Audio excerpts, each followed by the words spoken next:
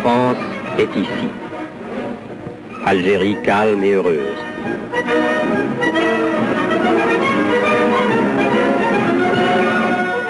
Ici, avec sa vocation millénaire, deux communautés fraternellement unies.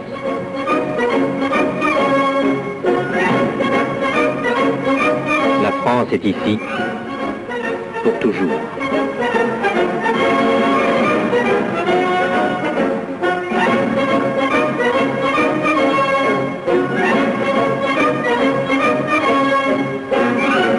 Ici, avec son armée.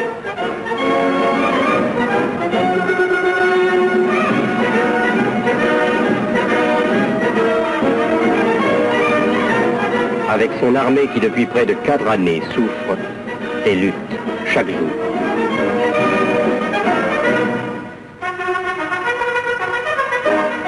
Le 1er septembre 1956, au cours d'un engagement, 3 hommes d'une patrouille comme celle-ci tombaient entre les mains des Fellagas. Et depuis, plus rien. Le silence. Un long silence de 18 mois.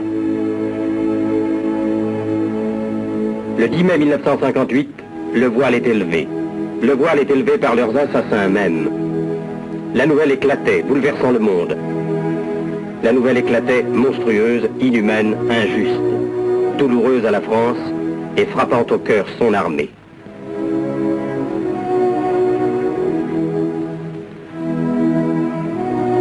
Ces 3 soldats, les rebelles venaient de les assassiner lâchement en territoire tunisien, après une parodie de justice.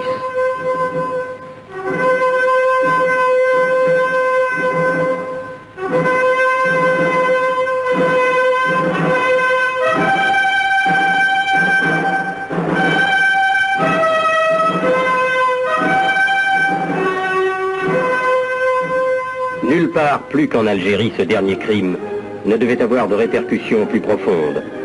Le 13 mai, le ton monte à Alger. Des mots d'ordre circulent.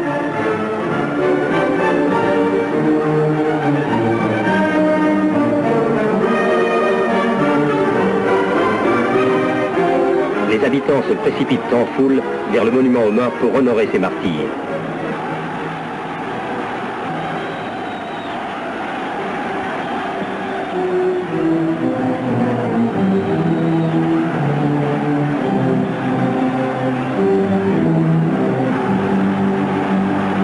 Stupéfaction, douleur, exaspération. Au calme, au recueillement succède une immense explosion de colère. Un raz-de-marée soulève la foule qui vient se heurter aux portes closes du gouvernement général.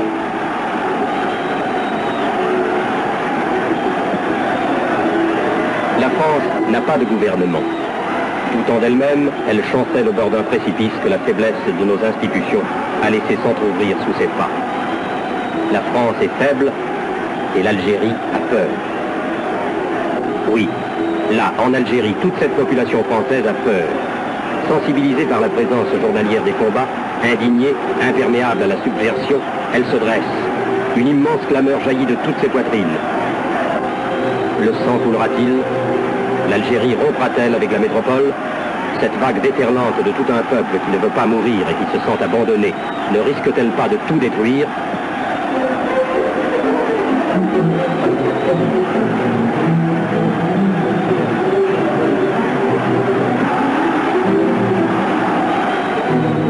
Le colonel Ducournau essaie de parler à la foule. C'est par la voix muette d'un tableau noir qu'il lui dictera ses ordres. L'armée est la garantie de l'Algérie française.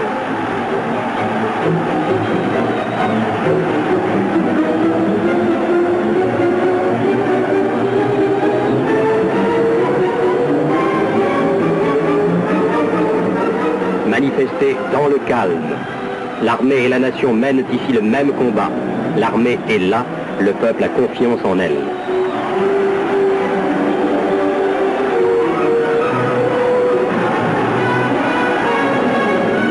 Le courant est endigué, l'énergie captée. Un comité de salut public est créé, dont le général Massu devient le président. Le général Salan prend en main les destinées de l'Algérie.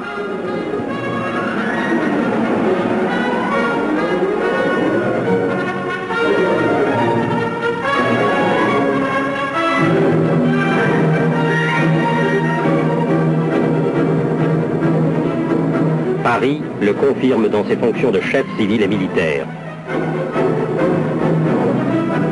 Le général de Gaulle s'est déclaré prêt à assumer les pouvoirs de la République. Le 17 mai, M. Soustelle est arrivé à Alger. La joie explose, l'espoir est revenu.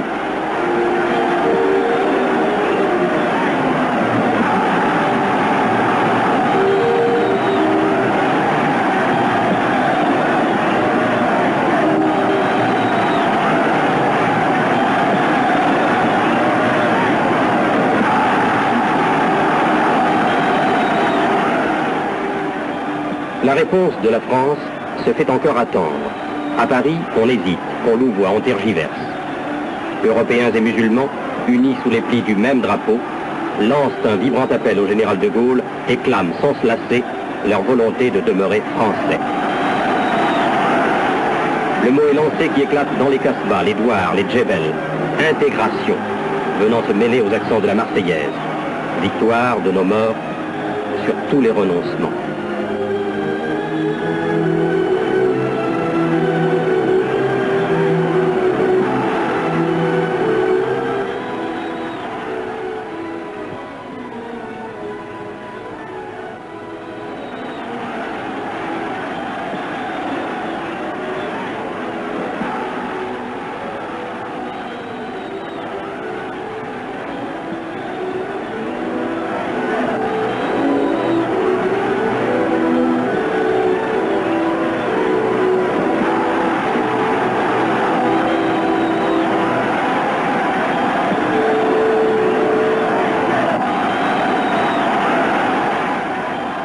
De toute l'Algérie jaillit le même cri, la même espérance, dans une union totale.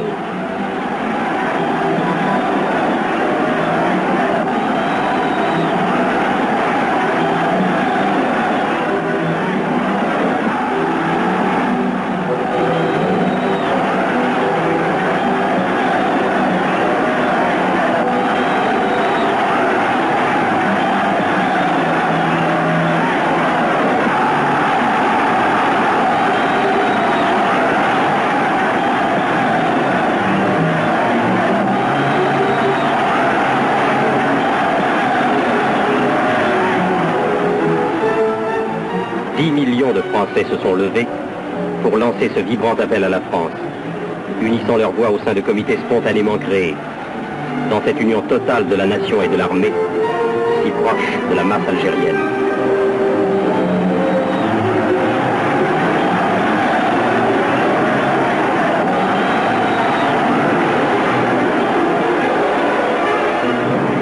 Comme union de tout un peuple sous les plis de nos trois couleurs.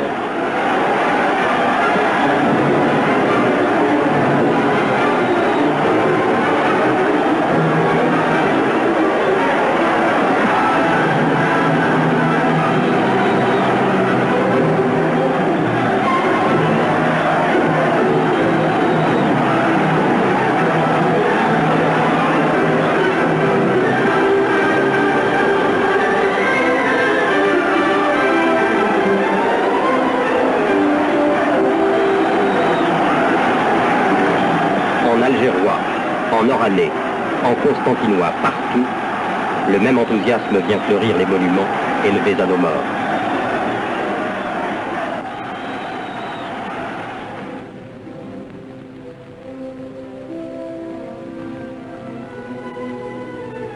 Pendant 15 longues journées, Français, Européens et musulmans, coude à coude, se sont pressés sur le forum.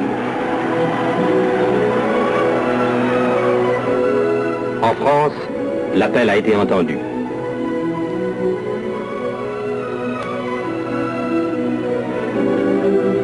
Le président Coty a confié au général de Gaulle le gouvernement de la France pour la rénovation de nos institutions, pour le salut public, pour que vive la France.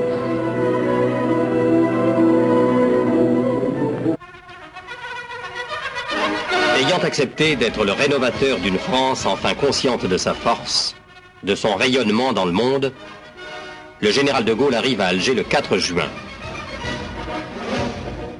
À sa descente d'avion, le président du Conseil est accueilli par le général Salan, le général Jouot, le général Allard, M. Soustelle. Par les membres du Comité de salut public d'Algérie et du Sahara, le général Massu, M. Delbecq, M. Sidkara.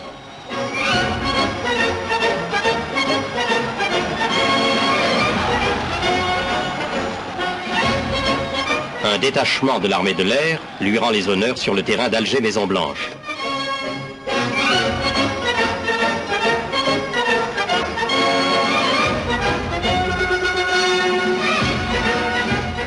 Des centaines de milliers d'Algérois l'attendent.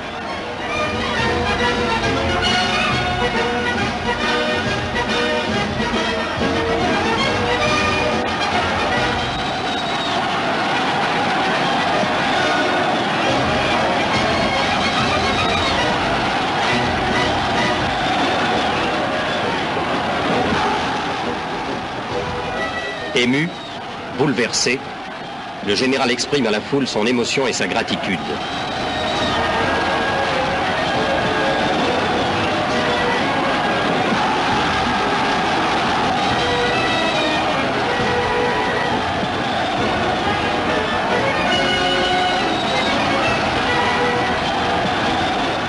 C'est au milieu d'un véritable délire que le cortège poursuit sa route.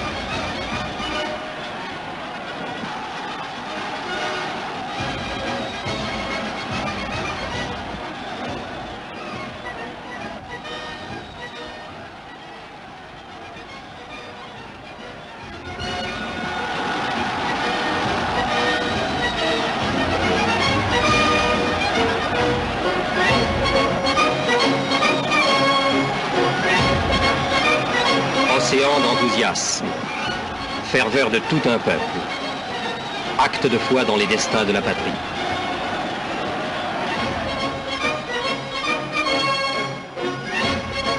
Le général se rend à bord du croiseur De Grasse. Après avoir salué les commandos de la marine, il franchit la poupée. Sur le pont, il est accueilli par l'amiral Josan, commandant l'escadre.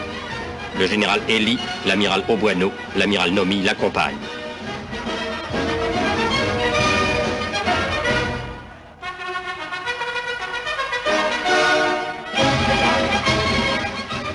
Aux marins du De Grasse, le général de Gaulle dira « Tous les Français ont compris qu'il se développait dans cette grande ville française un grand événement, celui d'une rénovation nationale et d'une grande fraternité. Puisse ce mouvement, à partir d'ici, embrasser la France entière. »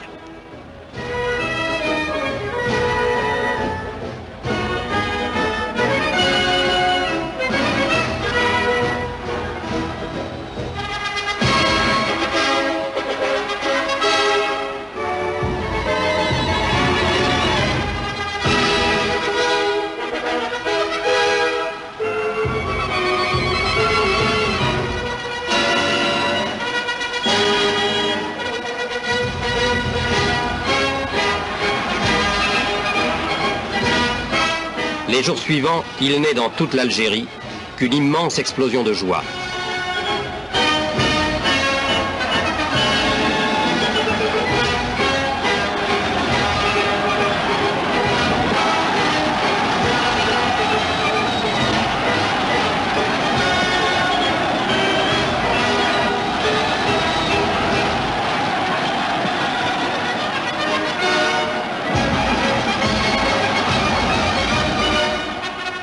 Partout, le même accueil délirant à celui qui est déjà le symbole de la résurrection française après avoir été dans le passé celui de sa libération.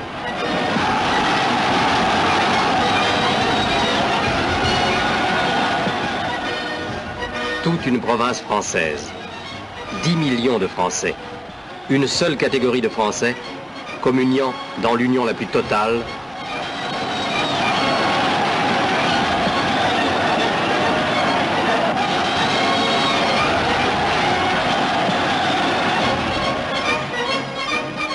sous les plis du même drapeau,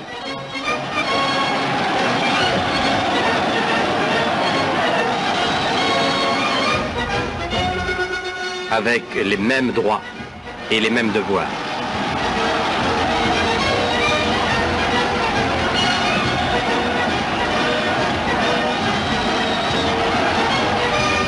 « 10 millions de Français vibrant d'un même élan, chantant d'un même cœur, d'une seule voix, la Marseillaise. »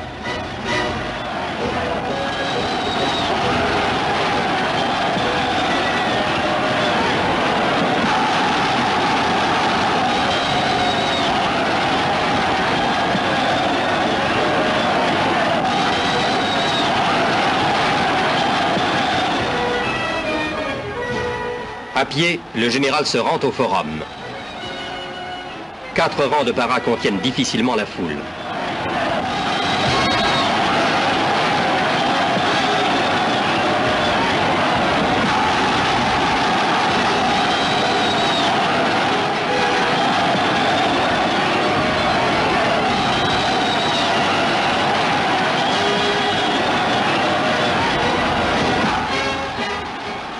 Jour de fête, jour de gloire, journée de la grande fraternisation française.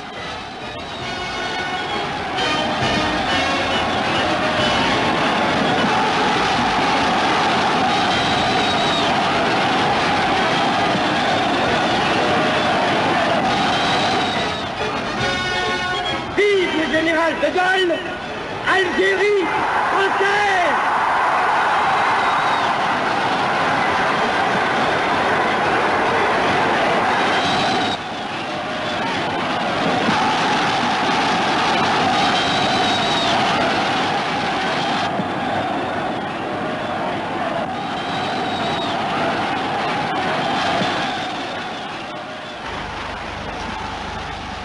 Je sais ce qui s'est passé ici.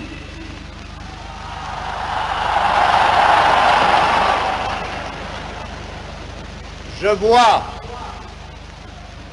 ce que vous avez voulu faire. Je vois que la route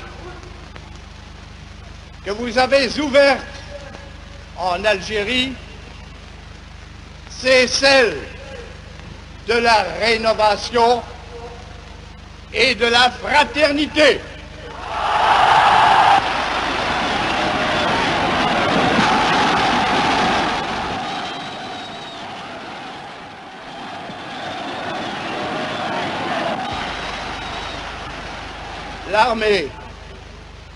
L'armée française, cohérente,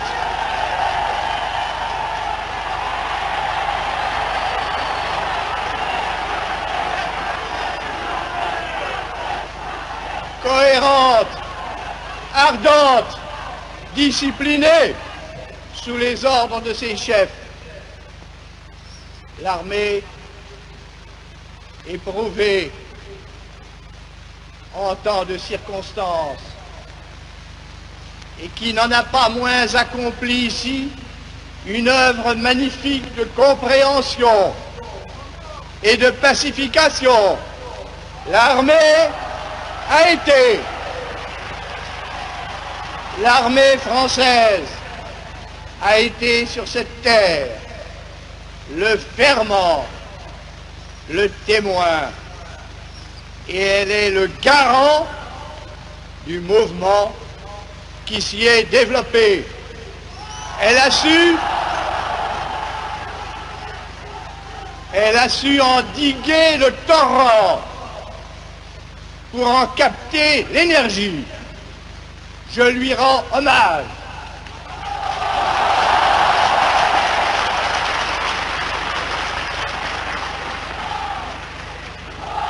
Je lui exprime ma confiance. Je compte sur elle pour aujourd'hui et pour demain.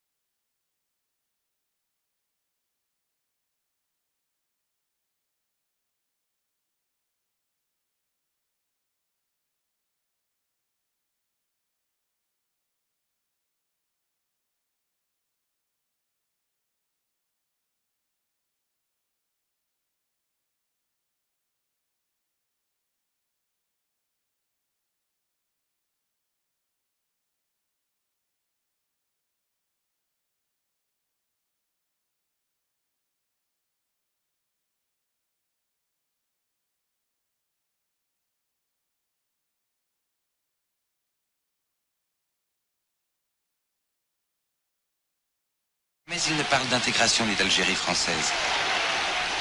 Les hommes du 13 mai ne se sont-ils pas trompés? Enfin, à l'issue de la visite à Mostaganem, De Gaulle, pour la première et dernière fois, affirme que l'Algérie est française.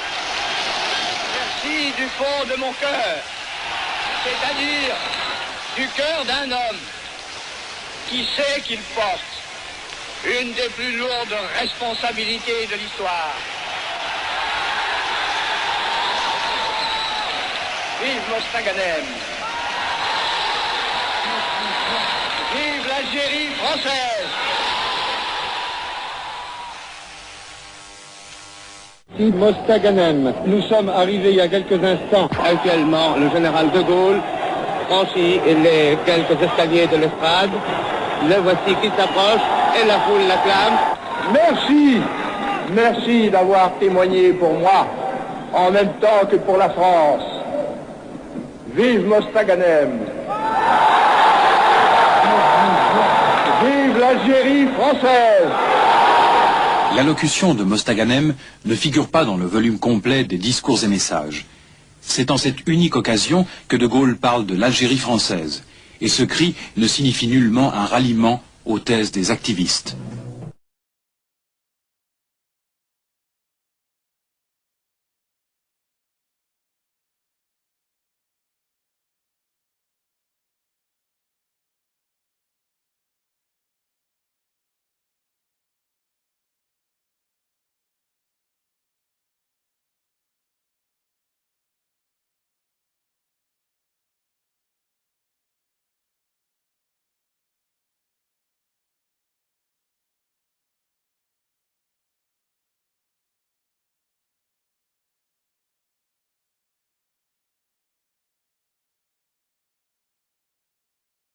La France. Il est 7 heures et déjà le général de Gaulle et sa suite sont prêts pour cette troisième journée qui, comme les précédentes, se poursuivra de centres de regroupement en village, de pitons en mechta et de petits postes en PC opérationnel. Messieurs Guillaumat de l'Ouvrier et le général Schall suivent bien sûr le chef de l'État qui, malgré cet exténuant périple, semble dans une forme éblouissante.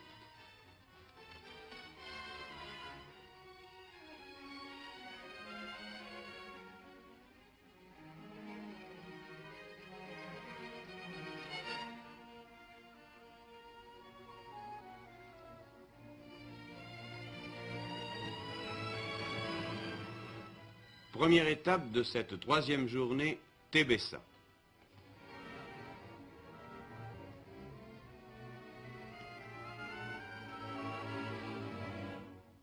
Tébessa, centre important au voisinage de la frontière tunisienne.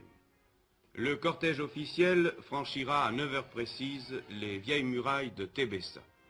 On se presse sur les trottoirs, aux balcons et aux fenêtres. Et une ovation interminable accompagnera le président de la République jusqu'à la mairie, où l'accueillera M. Djouini, député maire de la ville.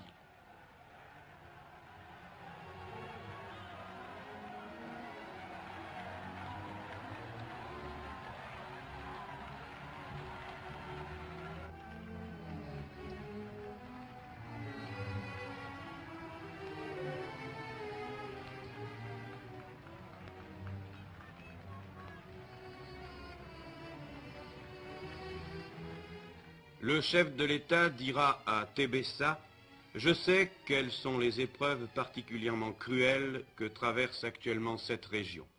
Ce qui nous préoccupe d'abord, ce à quoi nous voulons arriver, c'est à la paix. Ensuite, une ère nouvelle commencera. Elle a commencé pour la France, elle commencera pour l'Algérie. En définitive, ce qui décidera, c'est la volonté des hommes. »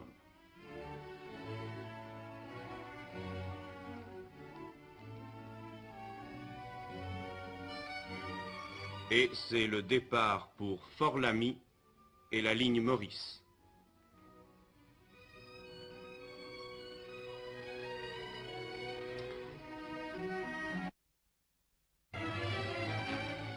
Ain Toulia, El Meridj et Lamy, frontière tunisienne. Cette visite des postes opérationnels en bordure de la frontière tunisienne constitue la partie la plus importante de la 3e journée du voyage algérien du général de Gaulle. Dès son arrivée, le chef de l'État passe en revue chaque garnison où tous les hommes se présentent à lui.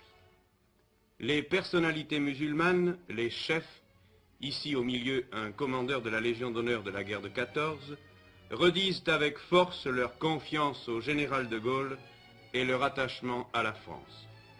Le chef de l'État leur dira: « Je suis venu vous dire que j'espère de tout mon cœur que la paix n'est pas loin, et que bientôt, très bientôt, une ère nouvelle de liberté et de fraternité se lèvera pour tous. »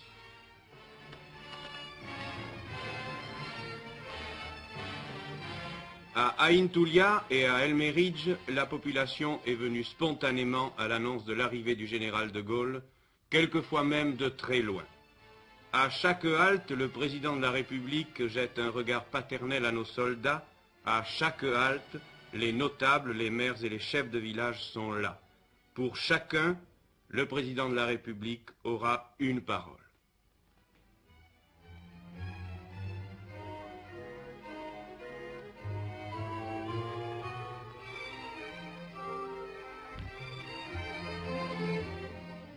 Et la ronde des hélicoptères se poursuit.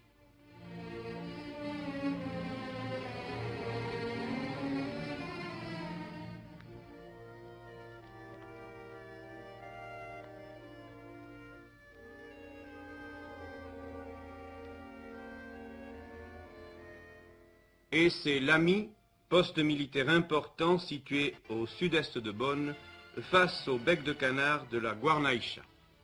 Là-bas, à quelques centaines de mètres, les crêtes tunisiennes.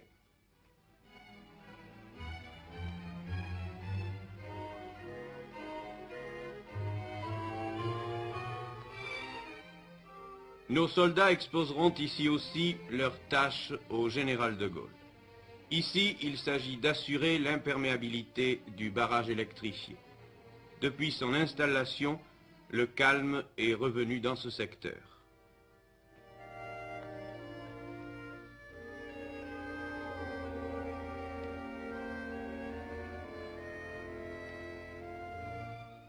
Mais déjà, le commande-quart du chef de l'État est là. Le général de Gaulle poursuit son voyage d'information.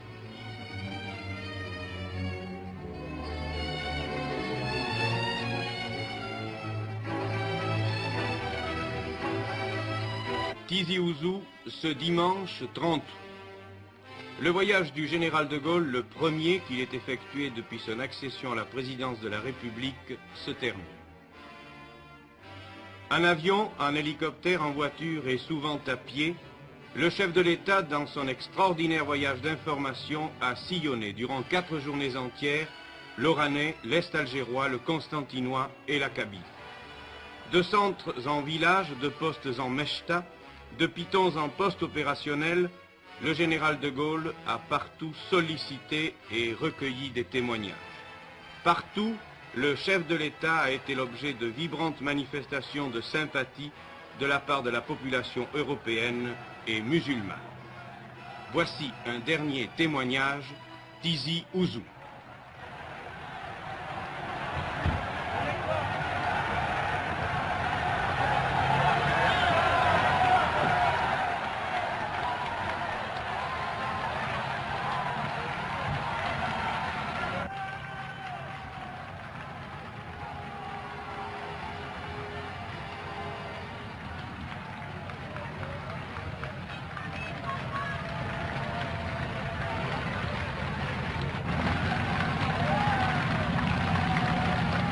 Je suis très heureux, très honoré de me trouver une fois de plus à Tizi Ouzou, de saluer ici ce magnifique, ce courageux pays de Kabylie.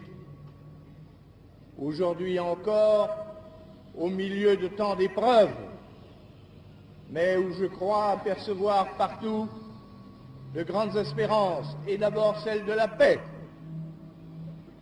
À partir de la paix que de choses deviendront possibles. Nous ferons ensemble notre destin, je le crois. Nous le ferons dans la fraternité. Vive la Kabylie, vive l'Algérie, vive la France.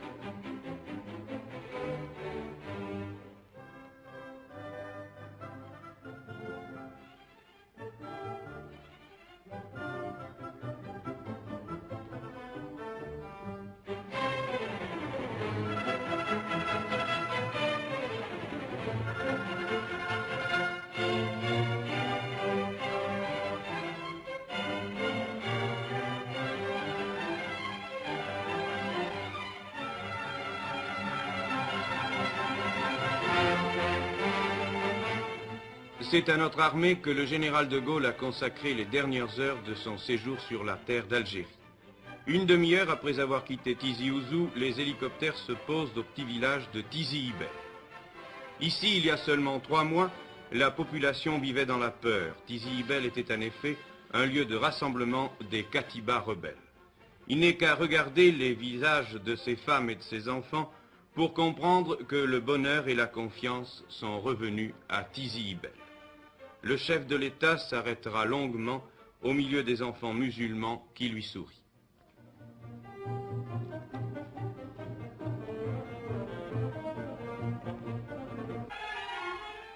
Et c'est un nouveau départ. En hélicoptère, le général de Gaulle et sa suite gagnent le PC Artois, centre de commandement de l'opération Jumelle, situé à 1800 mètres d'altitude dans le site grandiose des montagnes de Kabylie. L'arrivée du chef de l'État revêt ici un caractère solennel. Les troupes, paras, fusiliers marins, alpins, aviateurs et légionnaires sont rangées en carré. Le président de la République, durant cette dernière heure sur le sol d'Algérie, procédera à une remise de décoration. Le général Gracieux et le colonel Mayer, parachutistes, sont faits grands officiers de la Légion d'honneur. Des gradés musulmans recevront la médaille militaire.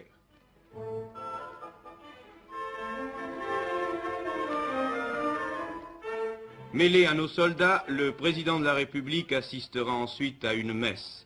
L'autel est dressé sous une tente dominée par une grande croix en bois, adossée à un rocher.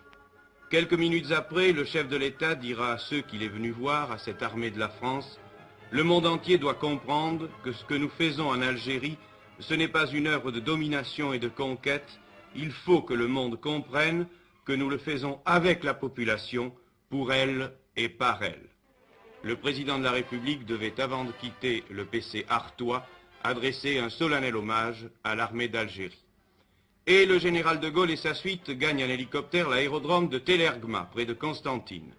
Sur la piste, tous les corps de troupes sont représentés afin de présenter les honneurs de toute l'armée d'Algérie au chef de l'État.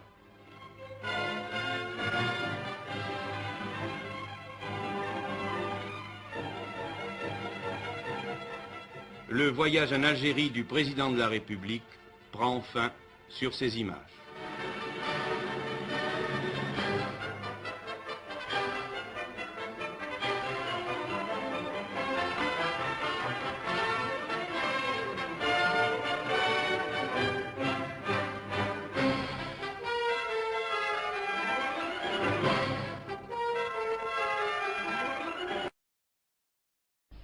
Au progrès démocratique, au progrès social, on peut maintenant discerner le moment où les femmes et les hommes qui habitent l'Algérie seront en mesure de décider de leur destin une fois pour toutes, librement, en connaissance de cause.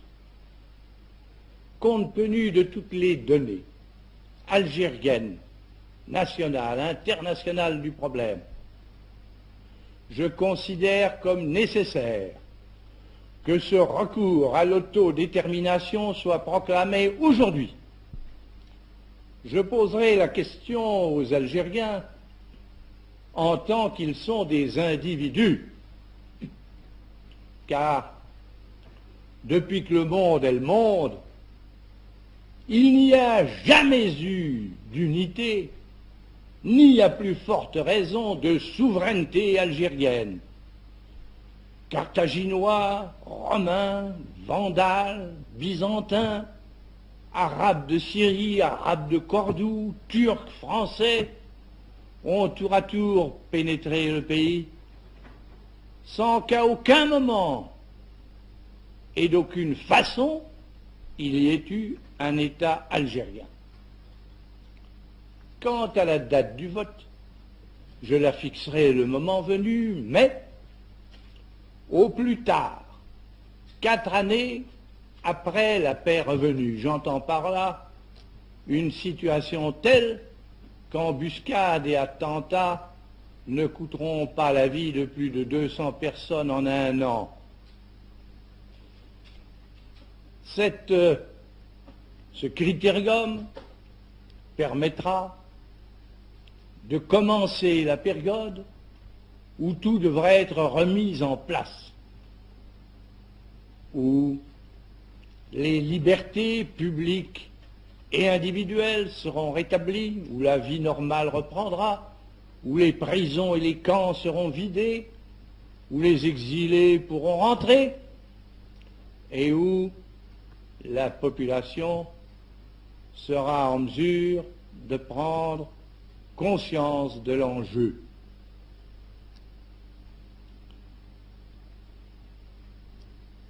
Je déclare d'avance que j'invite à cette consultation, à assister à cet aboutissement décisif. J'invite les informateurs du monde entier et je leur garantis qu'ils pourront faire leur office sans entrave. Mais ce destin politique que les Algériennes et les Algériens auront à choisir dans la paix, quel peut-il être? Comme il est de l'intérêt de tout le monde, et comme il est d'intérêt de la France, que la question soit tranchée sans aucune ambiguïté, nous regardons les choses comme elles sont. En fait de destin politique, chacun sait qu'on peut en imaginer 3. Eh bien, les 3 solutions concevables seront l'objet de la consultation. Ou bien la sécession, où certains croient trouver l'indépendance. Alors la France quitterait les Algériens qui auraient manifesté la volonté de se séparer d'elle. Ils organiseraient sans elle le territoire où ils habitent, les ressources dont ils peuvent disposer, le gouvernement qu'ils souhaitent. Pour ma part, je considère qu'un tel aboutissement serait invraisemblable et désastreux. L'Algérie étant actuellement ce qu'elle est, et le monde ce que nous savons, la conséquence de la sécession serait une misère épouvantable, un affreux chaos politique, un égorgement généralisé, et bientôt la dictature belliqueuse des communistes.